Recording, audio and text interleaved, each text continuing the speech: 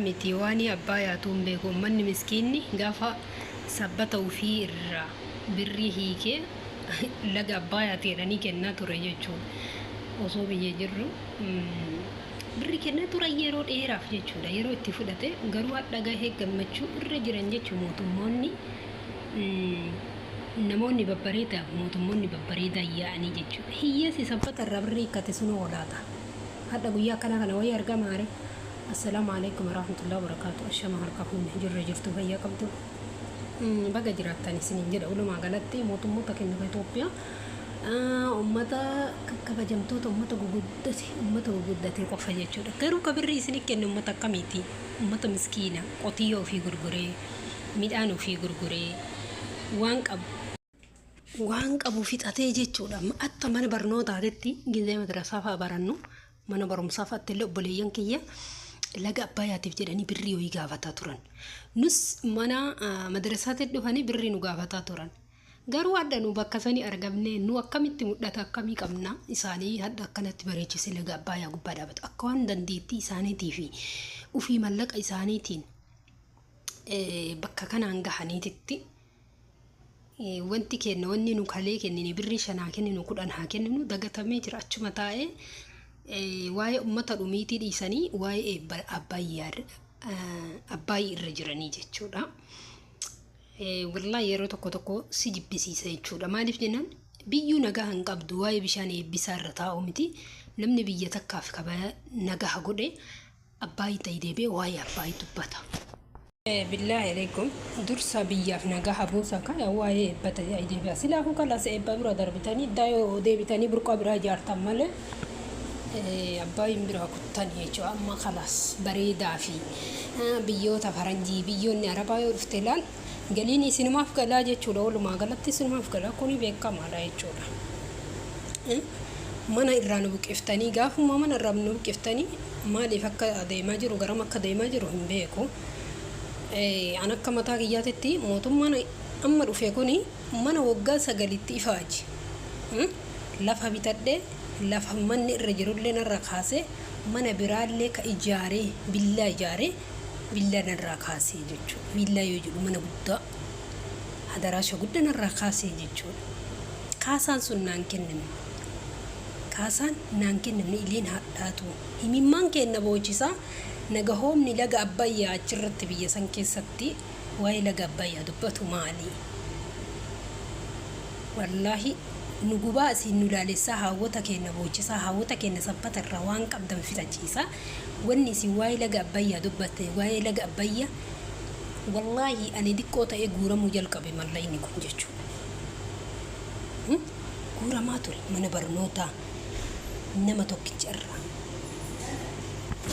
Garuu lafartan irra namni adda argame kun biliyoona meeqa ta'a? Kaasaa manoota hedduu ni ta'a jechuudha. Akkana babbareechisanii namaa fi lafallee bareechisanii gaafa miskiina boochisan. Wallahi al-aziim rabbummaanu malee akkamitti ilaaltamne.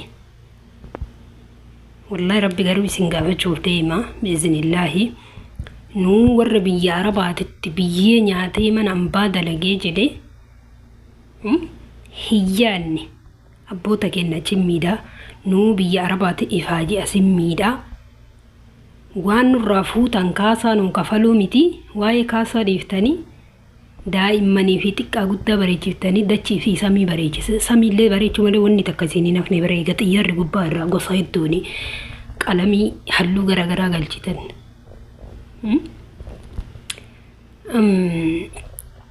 Wallahi baay'ee nama dhiba dhugaa dubbachuu fi Kaafii ana qofa osoo hin taane namoota hedduutu gaafataa jira. Haa ta'u biyyi keenya bareeduun nuuf gammachuu guddaadha. Garuu gaafa mataan keenya gadi cabee wanni nurraa fudhatame seeraan nuuf hin deebine yookaan lafaan nuun qabne yookaan manaan nuun kennan lafa nuun kennanii birri xiqqoolee osoo biraan nuun kennanii bar homaatii miti. Anamma gaafa laftii fi yookaan manni kun fudhatame waggaa gahee jira. Waggaa kanatti eegutti jira. Yoomnaaf laata malaata yoomi jedhee yeroo kiyyarratti eeguu jira. Garuu waa'ee sanii namni lafaa kaasu hin jiru. Haga gaafa dura dhaqanii qalamiin tuqanii jechuudha. gibbii kaasaa jedhan. Gibbii kana mee akkami kaasan? Bifa kami kaasan? Maal argatanii kaasan? Miidhamni keenya garuu inshaallah miidhama keenya isinis deebisuu dhabdan kafalus yoo dhabdanii rabbiin gaaf tokko isinirraa kafaluuf ta'a. Waa inni itti amantanii kafaluuf ta'a. Rakkoo miti. Akkuma gaaf kan bakakkaana osoo rabbiirraa buute jechuudha. Ati miidhamaa ati kana dhiifte osoo nama miidhu irra buute yaaletti natti tolaa jechuudhaan nama miidhu irratti. Wanni akkanatti bareechitti kun Oromiyaa guutuu bareechuu hin danda'u. Adda miti bara mootummaa Mallasii irraa bara wanni kun qabaa tolfamaa jiru. Biyyaan baa wahamee qadalaydee yeroo gabaabaa keessa mul'ifti. Sababa dhara hin qabneef, sababa waan namaatiin hin dalayneef. Siyaasa wanni garaagaraatiin mootummoolee garaagaraatiin wal qunnamtii goote biizinasa garaagaraa dalaydee malee sabbata miskiinarraa kiisii miskiina daytee kiisii miskiinaati waan hin baasiniif waa guddaa dalaydee jechuudha. Kun ammoo inni adda kana bareedu kuni miskiina garaagaraa irraa waan fuudhameef waggoota dheeraa gaafate jechuudha. Waggoota dheeraa. Mallas Orqadoo meeqa abbaa ijaa uummata kiyya.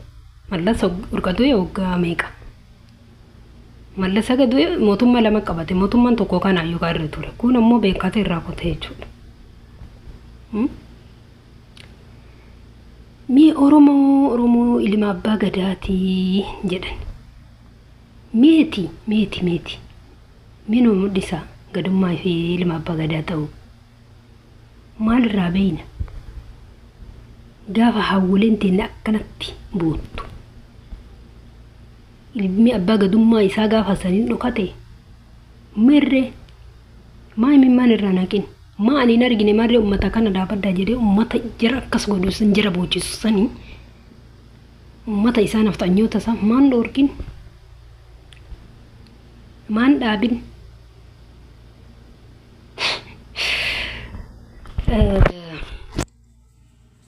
Inshallah ni turti malee ni mabaate dhugaan nu baya inshallah hayti kenna nuuf baya hayti keessatu ijoollee biyya ormaa dalaydee akkanatti